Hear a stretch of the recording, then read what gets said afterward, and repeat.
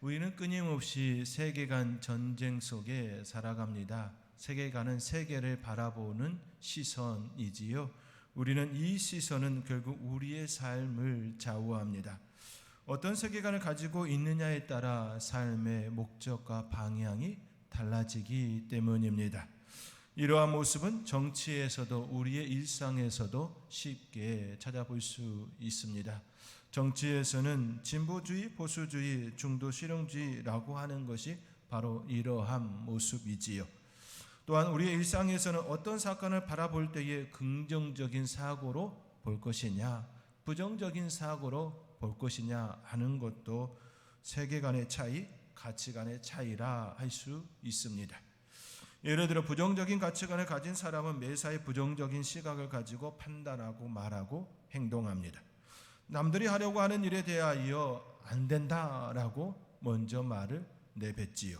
이러한 사람은 심리적으로도 소극적인 자세로 위축되어 자신감이 결여되고 인간관계에도 편안함이나 정상적인 대화가 이루어지기가 쉽지 않습니다. 반면에 긍정적인 가치를 가진 사람은 세상을 보는 시각이 긍정적이고 적극적이고 자신감을 가지고 행동합니다. 매사에 자신감을 넘치고 정정당당하게 세상을 살아갑니다. 삶의 에너지가 넘치고 정신과 육체가 건강합니다. 이러한 사람은 삶에 지친 사람들에게 용기와 희망을 주지요. 그렇기에 부정적인 가치관을 가지고 있는 사람과는 다르게 더 형통하고 더 좋은 모습으로 나아갈 수 있는 모습이라 말할 수 있을 겁니다. 이처럼 세계관이나 가치관은 그 사람의 삶의 방향에 매우 지대하게 영향을 끼칩니다. 이런 모습은 철학적 사고나 종교에 있어서도 예외일 수가 없습니다. 사도 바울이 활동했던 시기에도 이러한 논쟁은 끊임없이 있었습니다. 사도행전 17장 17절에 바울이 아덴에서 경험한 일화가 소개되었습니다. 어떤 에피쿠로스와 스토아 철학자들도 바울과 쟁론할세. 여기에 나타나 있는 에피쿠로스와 스토아 철학자들이 바로 철학자들인 거죠. 그 시대의 대표적인 그러한 철학이라 말할 수 있습니다. 그들과 사도 바울이 복음을 전함에 있어서 논쟁이 일어났다라는 겁니다. 어떤 사람은 이르되 이 말쟁이가 무슨 말을 하고자 하느냐 하고, 또 어떤 사람은 이르되 이방 신들을 전하는 사람인가 보다 하니 이는 바울이 예수와 부활을 전하기 때문이라. 사도 바울은 전도의 현장에서 당대의 철학자들과 이처럼 논쟁하였습니다. 이러한 논쟁은 복음을 전함에 있어서 중대한 관점이었습니다. 그들과의 논쟁은 결국 세계관의 논쟁이었고 가치관의 싸움이었습니다. 그렇지요. 예수 그리스도를 받아들이고 복음의 사람이 된다라고 하는 것은 예수 그리스도의 그 마음으로 살겠다라는 겁니다. 예수 그리스도의 세계관으로, 예수 그리스도의 가치관으로 살겠다라는 것이지요. 그러므로 복음을 전한다라고 하는 건 그 당시 가지고 있었던 세계관과 가치관의 대립이 일어날 수밖에 없습니다. 그렇기 때문에 사도 바울이 그들에게 복음을 전할 때에 논쟁이 일어나는 건 당연한 모습인 것이지요. 세계관과 가치관은 우리의 삶의 전반에 지대한 영향을 미치기 때문에 당연한 논쟁이라 할 수 있습니다. 오늘 본문에 나오는 자족에 대한 개념도 마찬가지입니다. 사람마다 제각각 자족에 대한 생각이 다 다를 수 있습니다. 같은 단어이지만 바라보는 시각이 다 다르기에 생각하는 의미가, 생각하는 개념이 다 다름이지요. 어떤 철학을 가지고 있느냐, 어떤 세계관을 가지고 있냐에 따라서 그것을 이야기하는 방식과 전개는 다를 수밖에 없습니다. 바울이 활동했던 그 시대에도 자족에 대한 생각이 자신들이 주장하는 철학에 따라 제각각이었습니다. 물론 사도 바울 역시 그가 말하는 자족도 그들과의 생각이 달랐습니다. 같은 단어를 사용한다고 하여 그 개념마저 같지 않다는 사실을 우리는 기억할 필요가 있습니다. 그 당시 헬라 철학은 참 자유를 중요한 목적으로 삼고 치열하게 고민하는 흔적이 많습니다. 그리고 사도 바울이 말하는 자족에 대해 또 정확하게 이해하지 못한 채 많은 주석가들이 이야기한 바도 있습니다. 많은 주석가들은 오늘 본문에 소개된 자족을 헬라 철학의 개념으로 설명한 이들도 있습니다. 왜냐하면 그 당시 헬라 철학에서 자족은 매우 중요한 주제였기 때문입니다. 당시 문화에서 죽음에 대하여 초연하듯이 의연한 태도를 보인 모델은 소크라테스였습니다. 그런 죽음을 아주 초연하게 맞이하였지요. 그 당시 자족의 궁극적 모델 또한 소크라테스였습니다. 세상에서 가장 부유한 사람이 누구인가 하는 질문을 그가 받았을 때 가장 적은 것으로 만족하는 사람이다. 왜냐하면 자족은 자연이 준 부이기 때문이다 라고 대답합니다. 이처럼 그 당시 가지고 있었던 자족, 그 개념들은 여러 다양한 색깔의 옷이 있었다라는 겁니다. 헬라 철학의 한 줄기인 금욕주의는 자족을 자유에 이르는 중요한 방편으로 삼았습니다. 물질적 소유를 거부하고 철저히 금욕적 삶을 실천하지요. 금욕적 삶을 통한 자족의 연습을 자유에 이르는 길로 보았기 때문입니다. 내가 가지고 있는 것을 최대한 금기시하면서 내 삶에 그것으로 인한 영향을 덜 받겠다라고 하는 그런 모습이지요. 마태복음 10장에 나타나는 예수님의 제자 파송에서 여행을 위하여 두보롯이나 신이나 지팡이를 가지지 말라라는 이 말씀에 금욕주의적 자족의 모티브를 읽어내는 학자들도 있습니다. 학자들은 하나님의 말씀 안에 담겨져 있는 그 모습을 끄집어내서 이 모습은 그 당시 금욕주의적 삶의 모습이다 이렇게 평가한다라는 것이지요. 이와는 반대로 쾌락주의는 소유의 유문을 따라서 외적인 조건에 의존하는 마음의 경향성을 중시하였습니다. 철학의 큰 두 줄기로 접근해 볼 수 있죠. 하나는 금욕주의적 삶의 모습이라고 한다면 다른 하나는 이것도 할 수 있다라고 하는 쾌락주의적 삶의 모습입니다. 하나는 극단의 모습인 것이지요. 정치에서 진보와 보수가 있는 것처럼 이런 철학의 그 색깔들도 하나는 극단적으로 거부하며 최소한의 것으로 살아내려고 하는 금욕적인 그런 삶의 철학이 있는 반면에 내게 허락되어진 것은 내가 충분히 누리며 즐기며 살겠다라고 하는 쾌락주의적 삶의 모습이 있고요. 그 중간의 모습들도 있는 것이지요. 쾌락주의, 그들은 자연스럽고 필수적인 욕구와 부자연스럽고 필수적이지 않은 욕구로 구별하였습니다. 그리하여 자연스럽고 필수적인 욕구는 즐기고 부자연스럽고 필수적이지 않은 욕구는 탐하지 않는 것이 자족에 이르는 길이라고 여기며 자연스럽고 필수적인 욕구를 즐기는 삶을 추구하였습니다. 쾌락주의라고 하여서 모든 것을 다 즐길 수 있다 그런 개념이 아니고요. 자연스럽고 내게 허락되어진 필수적인 욕구를 즐기며 산다라는 그런 개념입니다. 우리가 자칫 쾌락주의하면 잘못 생각할 수 있는데 그런 모습이 아니라는 것이지요. 이처럼 자족은 헬라 철학 전반에 걸쳐 나타난 강력한 주제 중 하나였습니다.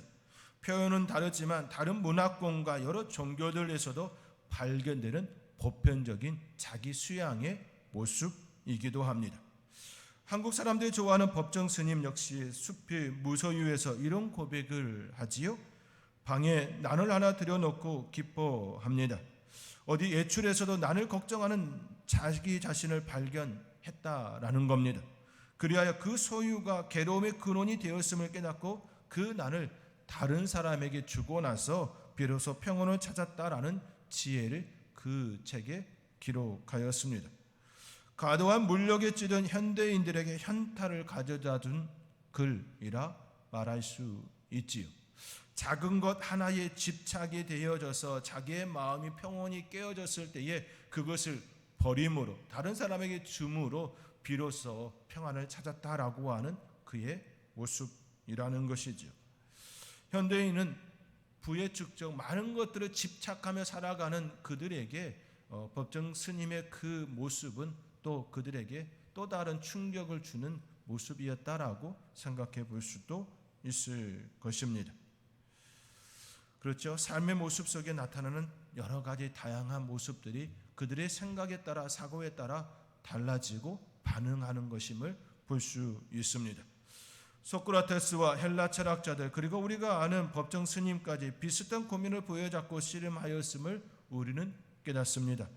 아마도 법정 스님은 금욕주의와 쾌락주의 중간쯤 이치시킬 수 있을 것입니다. 그렇다면 사도 바울은 어디쯤 있을까요?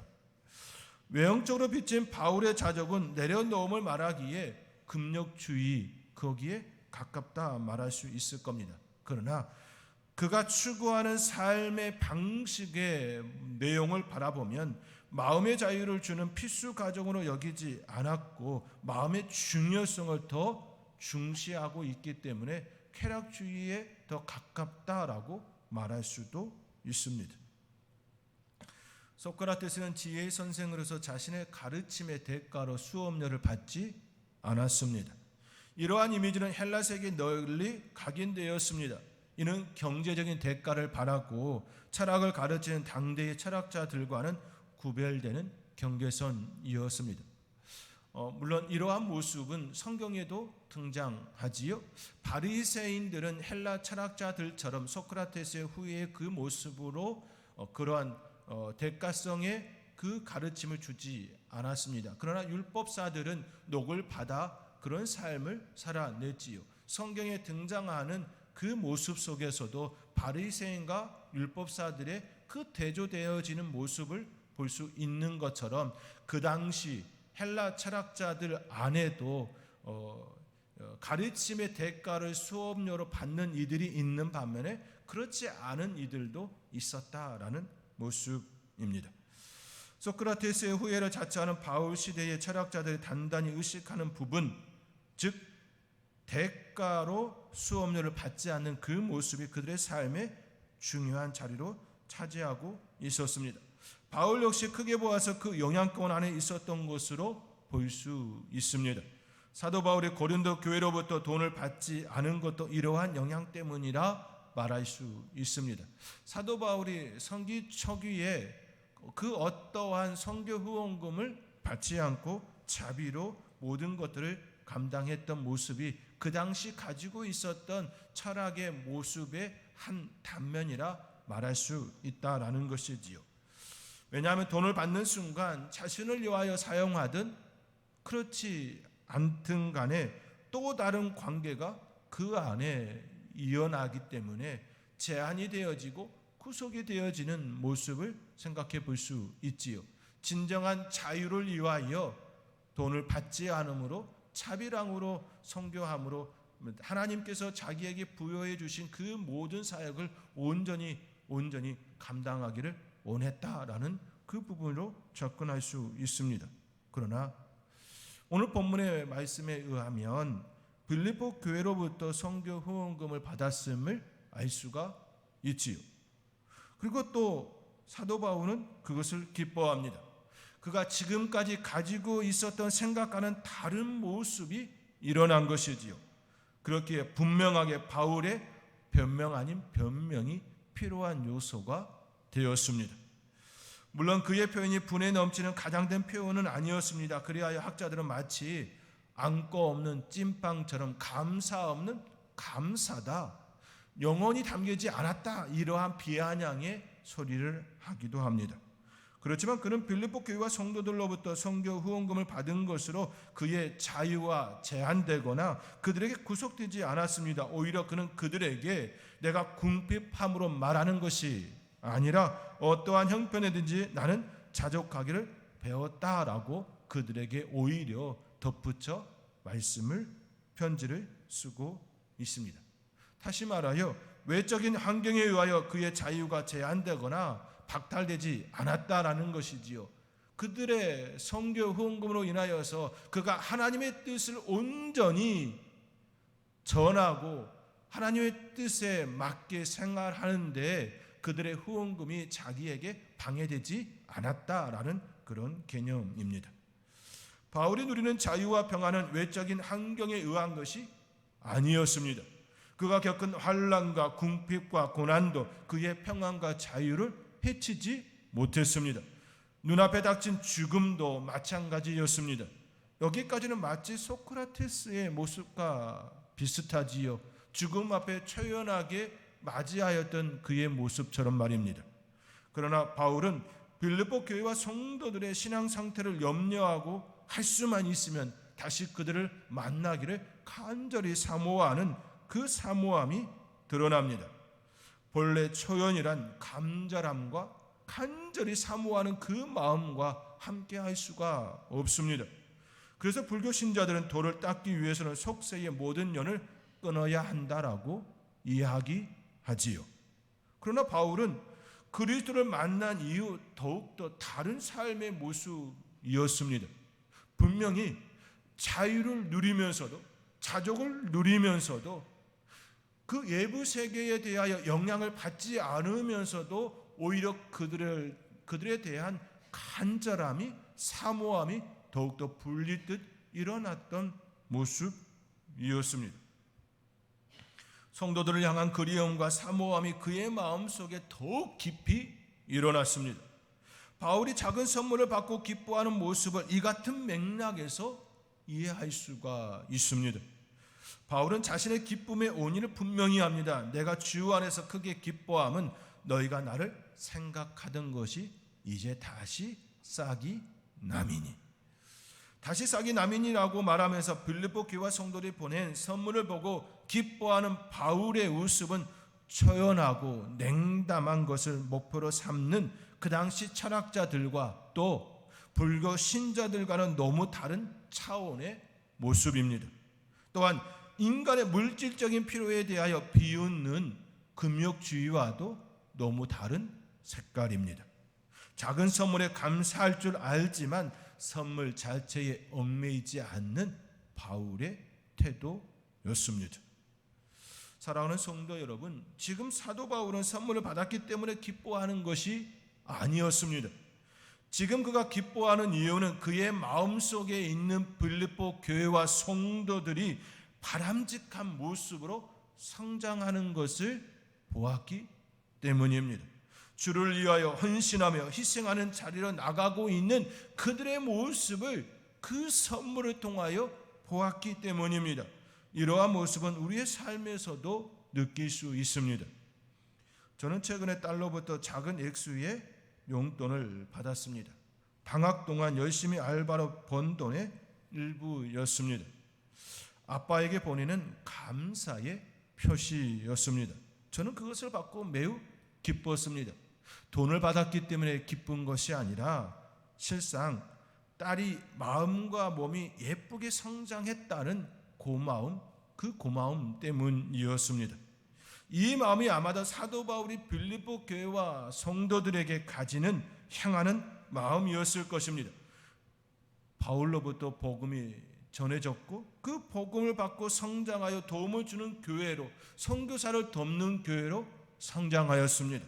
그 성장만으로 충분히 바울의 기쁨이 되었던 것입니다. 저는 선도교회가 이 시대의 빌립보 교회와 성도들처럼 되기를 간절히 소망합니다. 입석교회 출신 신우회로부터 도움을 받아 창립된 선도교회가 창립 50주년을 넘어 100년을 향하여 나가고 있습니다. 선교하는 교회, 선교사를 충만하게 돕는 교회, 시대적 사명을 온전히 감당하는 교회로 나가는 그 길목에 우리가 있습니다. 그러한 교회 되어지기를 간절히 소망하고 있습니다. 그러한 모습을 바라보며 우리 하나님께서 기뻐하실 그 모습을 상상해 봅니다. 50주년을 넘어 100년을 향하는 그 길목 속에 선교하는 교회, 선교사들 충만하게 돕는 교회, 그리고 지역 사회에 빛과 소금의 역할을, 사명을 잘 감당하는 그 교회를 우리 하나님께서 보신다면 너무나도 기뻐하실 것입니다. 그 기쁨의 모습을 상상해 보면 우리 안에도 충만함으로 일어나는 것이지요. 이러한 교회가 될 수 있도록 우리의 삶의 자리가 주님의 뜻을 받아 삶을 살아내는 저와 여러분의 삶회가 되어지기를 주님의 이름으로 권면드립니다. 바울의 기쁨은 결국 그들의 성장 때문이었습니다. 그들의 마음에 선교사를 깊이 생각하는 마음이 다시 일어났다는 데 있습니다. 이는 그들의 신앙과 삶이 그리스도를 중심으로 더 깊이 들어간 그 모습으로 인하여 기뻐하였습니다. 그들의 구원이 완성을 향하여 한 걸음 더 깊이 들어간 그 모습 때문이었습니다. 빌립보서에서 바울은 기뻐할 이유를 분명히 합니다. 그것은 돈 때문이 아니었습니다.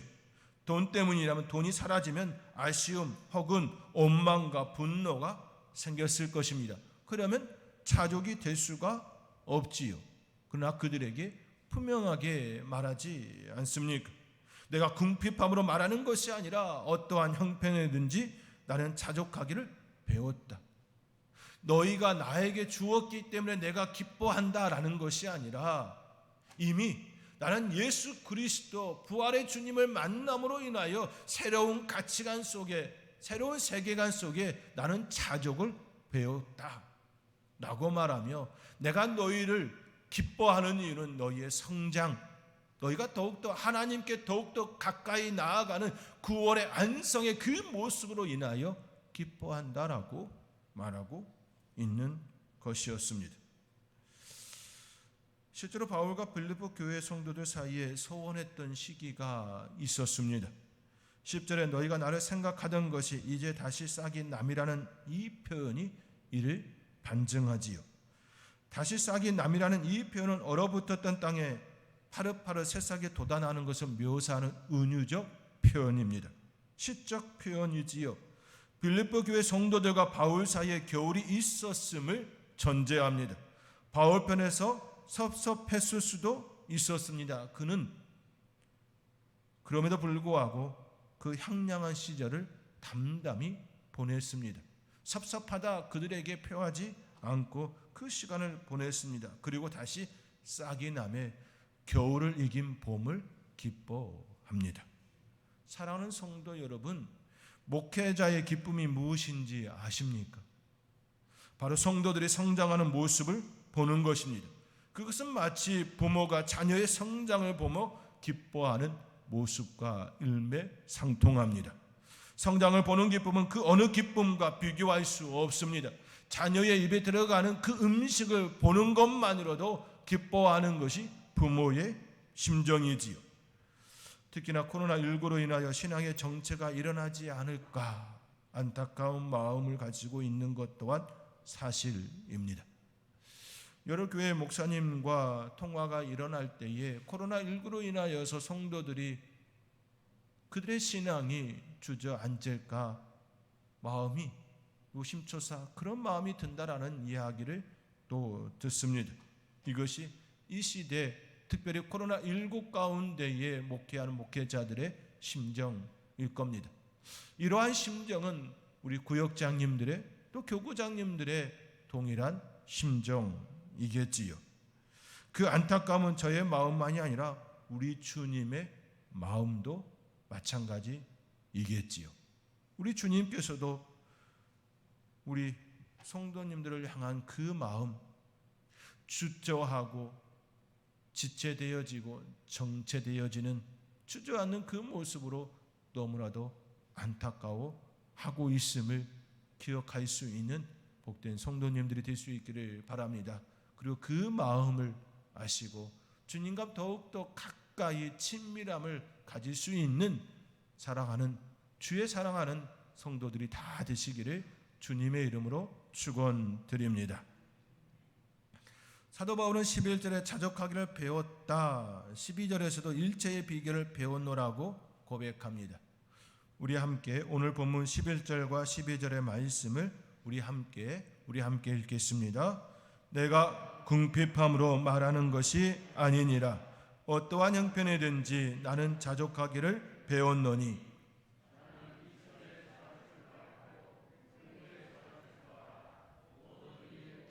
배부름과 배고픔과 풍부와 궁핍에도 처할 줄 아는 일체의 비결을 배웠노라. 아멘. 11절에 나는 자족하기를 배웠다. 그리고 12절 하반절에도 일체의 비결을 배웠다라고 그는 고백합니다. 본문에서 말하는 배우다, 이 배우다는 어떤 특정 단체에 가입하는 그 행위를 묘사하는 단어입니다. 즉 어떤 특정 단체에 가입할 때에 나는 이 단체에서 말하는 모든 것들을 따르겠습니다라고 하는 그 모습이라는 것이지요. 이는 마치 부활하신 주님을 만남으로 인하여 우리 주님의 그 말씀대로 내가 살겠습니다라고 고백한 바울의 모습을 의미하는 것입니다. 지금까지 가져왔던 세계관과 가치관의 모습이 아니라 헬라 철학이 말하는 그 자족의 그런 모습이 아니라 우리 하나님께서 부활하신 그 주님께서 말씀하시는 그 가치관, 그 말씀을 따라 나는 온전히 그에 맞는 삶을 살겠습니다라고 하는 그런 결단의 모습인 것입니다. 결국 여기서 배우다는 어떤 정보에 습득하는 단순한 의미가 아니라는 것입니다. 내 삶의 모든 것들을 그게 맞게 맞추겠습니다. 변화시키겠습니다. 라고 하는 그런 결단의 모습입니다. 완전히 다른 세계에 들어가 그 삶을 따라 익힌다라는 개념입니다. 다시 말해 그 공동체에 온전히 흡수되어 그에 합당한 삶을 살겠습니다. 라고 하는 각오이고 다짐이고 삶의 모습입니다. 우리가 어떤 것을 배운다고 할 때에 두 가지 의미가 따릅니다. 하나는 지식적인 습득이고 다른 하나는 삶으로 익히고 몸에 새기는 습득입니다.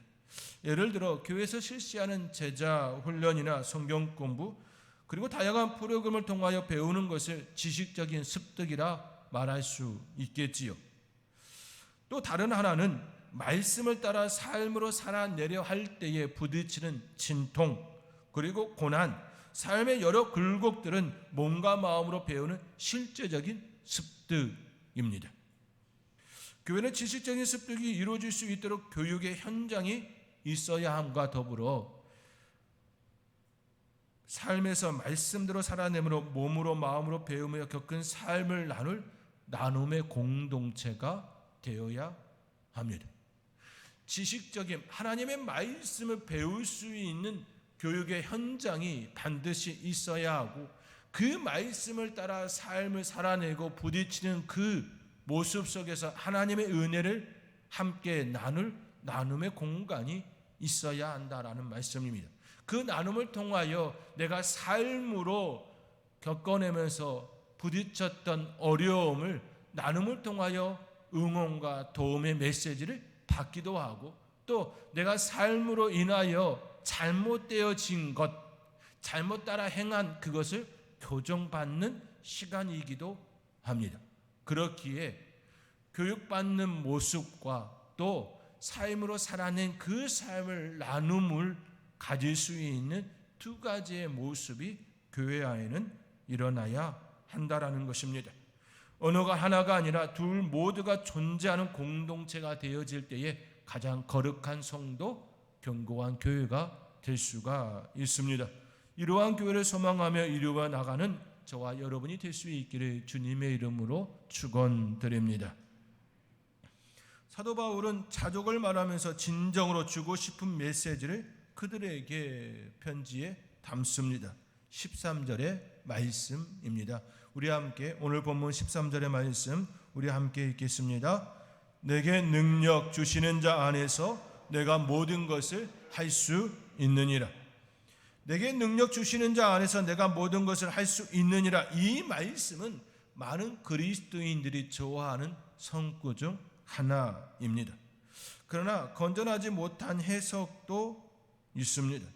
예수님을 믿은 무엇이든 원하는 것을 손에 넣는다는 해석으로 돈, 권력, 성공에 이르는 하나의 주문처럼 여기는 것 또한 부정할 수가 없습니다. 할 수 있다, 할 수 있다. 그러한 개념으로 받아들이는 모습이기도 하지요. 마치 요술 램프를 여는 주문처럼 말입니다. 이 말씀은 긍정적인 사고를 가지라는 내용이 결코 아닙니다. 할 수 있다는 자기 암시도 결코 아닙니다.